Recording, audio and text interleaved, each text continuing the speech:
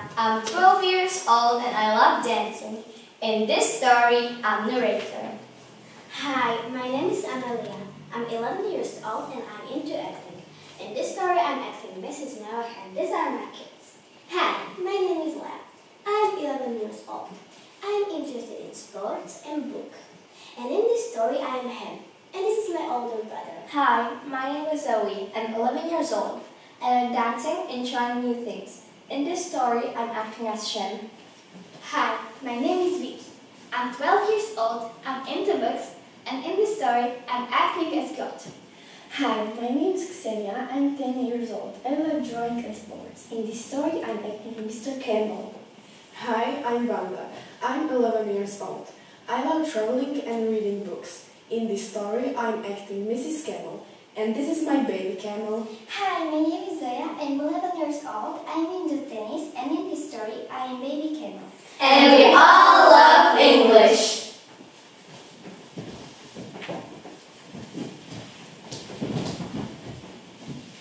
It was pouring with rain. Water covered the whole earth. Noah had built an ark to keep the animals safe and dry. Just two of every kind, because the ark wasn't big enough for them all. Noah had been working for weeks to build the ark, chopping down trees, sawing logs, hammering, nailing, and gluing.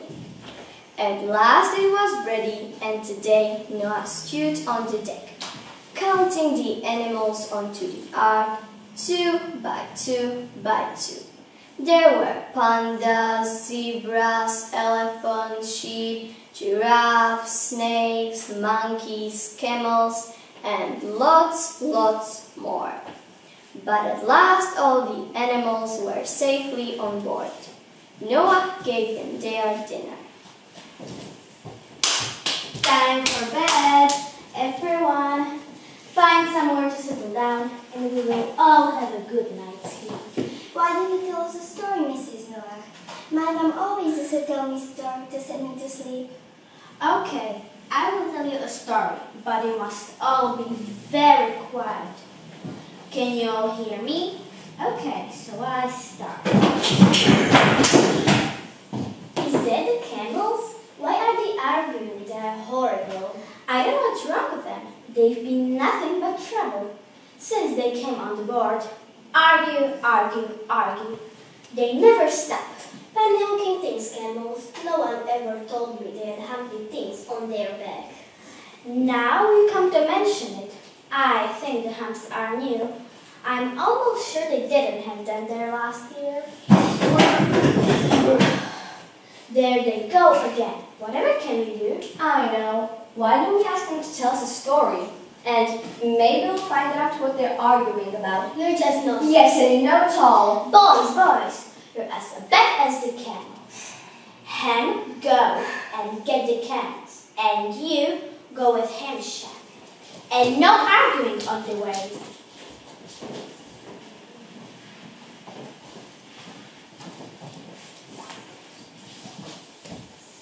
My dear camels, we wondered if you will be good enough to tell us a story. I'll tell you a story, all right.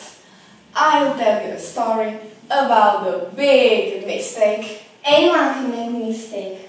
Only you would make such a fuss about it. Fast, fast, fast. That's all you do. Stop it! Why don't we have a story and all calm down? I'm sure the mistake, whatever it was, can't be that bad. That's exactly right, Mrs. Noah. Huh. Yes, it is. Just listen. In the beginning, when God made the animals, He made us.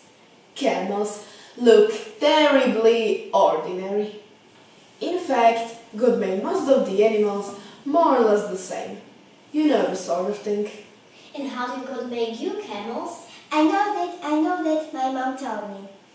A blob of clay for the body, 4 little blobs for the legs, another blob for the head, a couple of shiny stones for the eyes, and there you are, instant animal, no skill needed. Some of us haven't changed one bit, if you ask me. Anyway, there we were. We had short legs and short necks and looked ordinary. Of course, we knew we deserved much better than that. What do you mean? I mean, we were camels. We went to see God, but he was too busy making men and women to be bothered with us.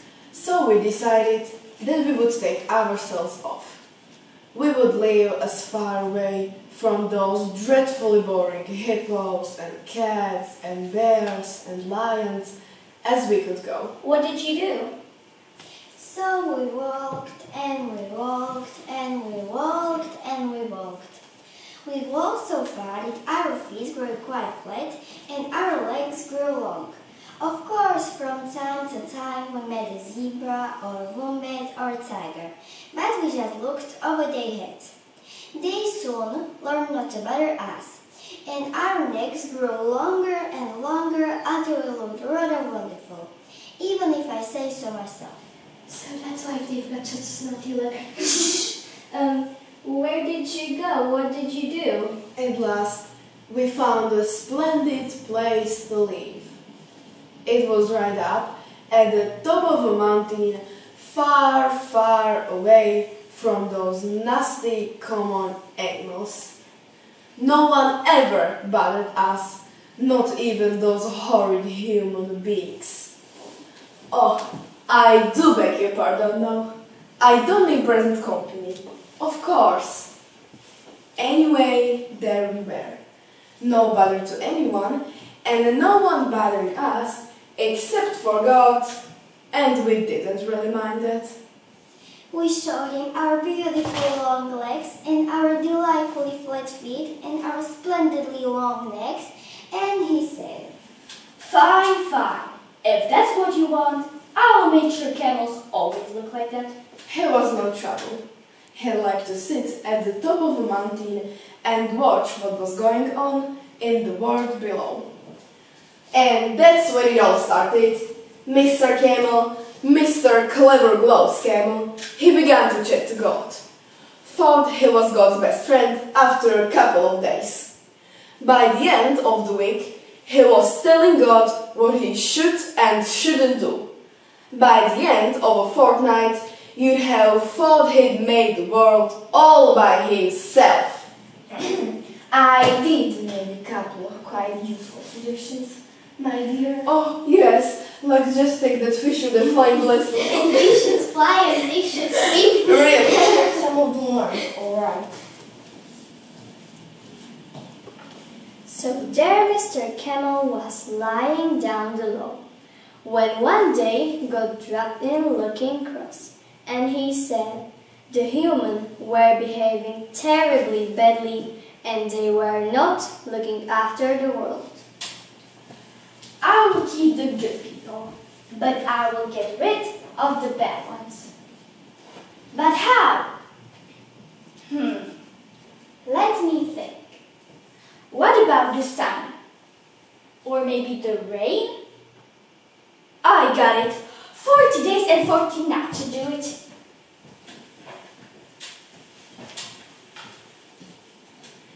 So what did Mr. Know-it-all Camel say? That did God. Being good idea, stop the rain and blast them with 40 days of sunshine. Then everything will dry up and there will be nothing for those horrible people to eat. And they'll shrivel up and blow away. And good riddance to them. Their problem solved. No, don't thank me. I'm always happy to help. And Mr. Camel was so pleased with himself, he never even waited to see what God thought of his idea. Whatever is up, Listen, it's our big chance. If we can learn how to do without water for 40 days and 40 nights, we can be the only animals left. Men, women, tigers, wombats, elephants. they'll all shrivel up and blow away. It will just be us. Us and God. Oh, yes, of course. And a few people, if God can find any, which I doubt. So there we were. We learned to go without water for 1 week and then 2. Then 3 weeks. At last we could do it. We didn't need to drink for 40 days and 40 nights.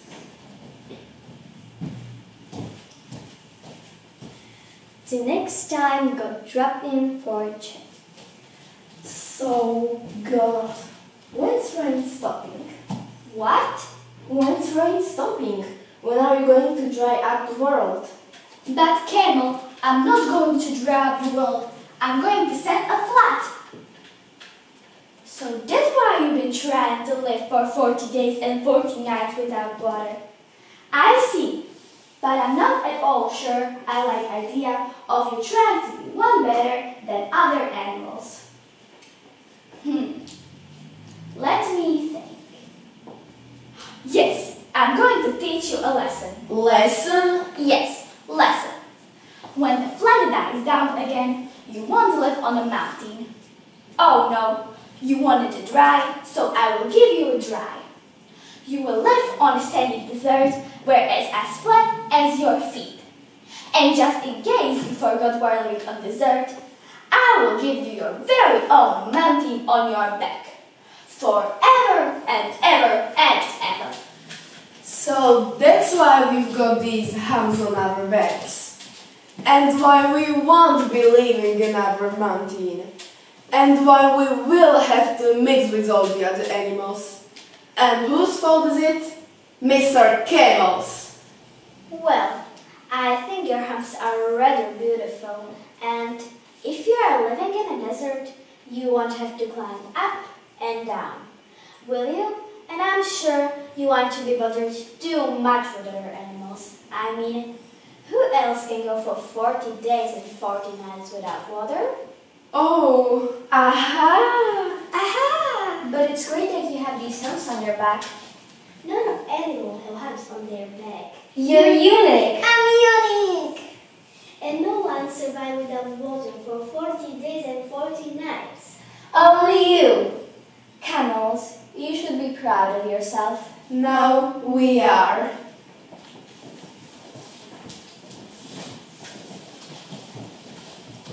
And they walked away together without word of argument, looking over the heads of all the other animals as they went.